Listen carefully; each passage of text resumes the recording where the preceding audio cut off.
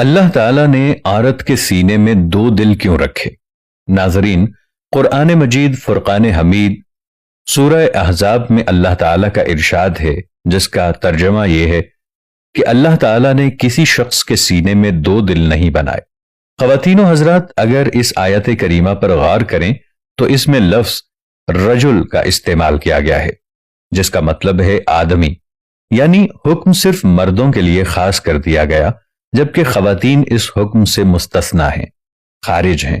یعنی اگر اللہ تعالیٰ نے فرمایا کہ اللہ نے کسی انسان کے سینے میں دو دل نہیں بنائے تو اس میں عورتیں بھی شامل ہوں گی، لیکن جہاں حقیقتاً اللہ عز و جل نے مرد کو خاص طور پر انڈیکیٹ کیا ہے، مخاطب کیا ہے، جس سے یہ ظاہر ہوتا ہے کہ آیت کے اس خاص حصے میں خواتین کے بارے میں بات نہیں کی جا رہی۔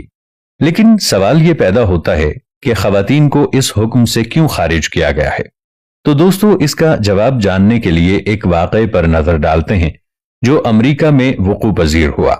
ناظرین محترم، ایک سیمینار جس میں بہت زیادہ علماء شریک تھے، جبکہ ایک پروفیسر قرآن کریم اس کی فصاحت و بلاغت کے بارے میں بات کر رہا تھا، اور ساتھ ہی اس کے کمال درجے کی باریکی کے بارے میں کہ ایک لفظ کو تبدیل کر دینے سے معنی کچھ کے کچھ ہو جاتے ہیں۔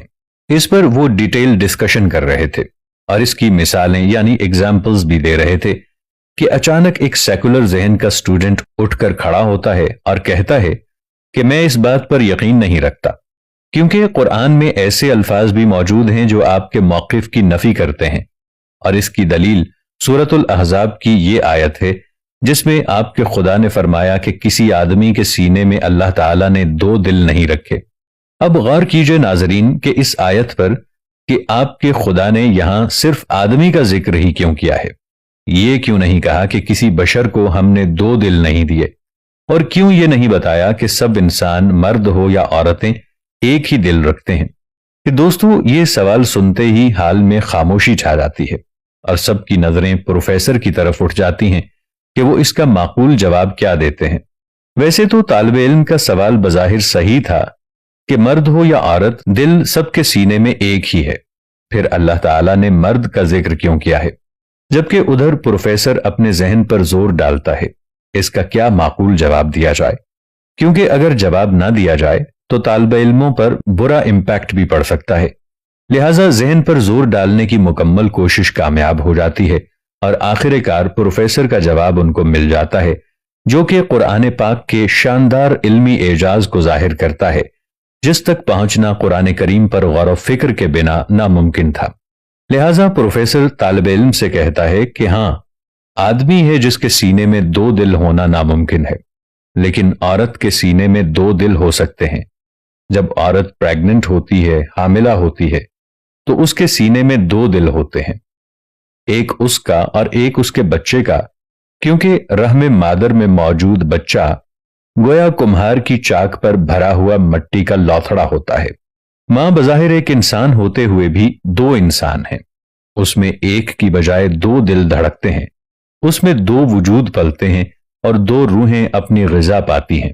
ناظرین کرام، قرآن کریم اور اس کی ہر آیت، ہر لفظ میریکل یعنی معجزہ ہے۔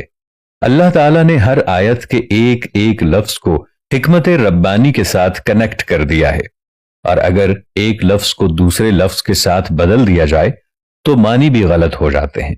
لہٰذا قرآن مجید فرقان حمید کو پوری توجہ کے ساتھ اور سوجھ بوجھ اور سمجھ، غور و فکر، تدبر کے ساتھ پڑھنا چاہیے۔ آخر میں دعا ہے کہ اللہ تعالی ہمیں قرآن پاک پر زیادہ سے زیادہ غور و خوض کرنے کی، فکر کرنے کی اور اس پر ریسرچ کرنے کی توفیق عطا فرمائے۔ اگر ویڈیو آپ کو اچھی لگی ہو اور آپ کا ایمان تازہ ہوا ہو تو صدقہ جاریہ سمجھ کر دوسروں کے ساتھ بھی ضرور شیئر کیجیے گا۔ ہو سکتا ہے آپ کے ایک شیئر سے اللہ تعالیٰ کسی کی زندگی، کسی کا دل بدل دے۔